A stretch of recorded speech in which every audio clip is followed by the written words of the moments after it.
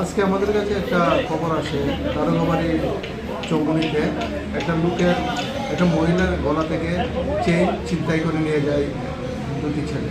এই খবরের ভিত্তিতে আমতলী থানার এসআই অপূর্ব চক্রবর্তী ঘটনাস্থলে যায়, গিয়ে জানতে পারে যে মঞ্জু মুন্ডা উনি তার বাড়ি থেকে পিএনবি ব্যাংকে যাওয়ার সময়, উনি ব্যাংকে চাকরি করে যাওয়ার সময় দারোগাবাড়ি চৌমুনিতে আসলে তার গলা থেকে স্বর্ণের চেনটা ছিনিয়ে নিয়ে যায় দুইজন যুবক। পরবর্তী সময় উনি চিৎকার চেঁচামেচি করলেন।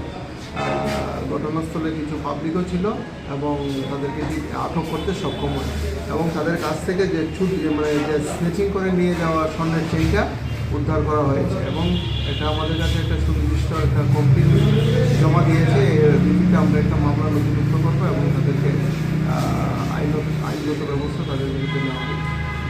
যাদেরকে আটক করা হয়েছে তারা কোনখান থেকে আটক করা হয়েছে? তাদেরকে দারোগাবাড়ি চৌমুনি থেকে আটক করা হয়েছে। যাদেরকে আটক করা হয়েছে তাদের একজনের নাম হলো দেবব্রত দত্ত আর একজনের নাম বিজয় সরকার। তারা দুজনের বাড়ি বিশালগড় পিএসএর আওতায়।